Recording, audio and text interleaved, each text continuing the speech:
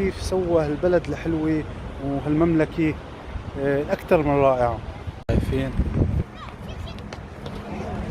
أفضل شيء إنه واحد يستغل الفضاءات المفتوحة في بلده، يخصصها للأطفال للشباب يتمرنوا اللياقة البدنية، للعائلات يطلعوا يشموا هواء منفس.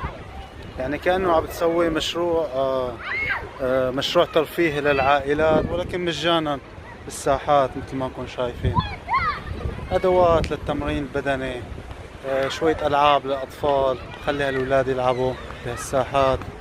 عن جد فكرة كتير حلوة وكتير روعة، ولازم نتعلم هالشي من المملكة المغربية الشريفة.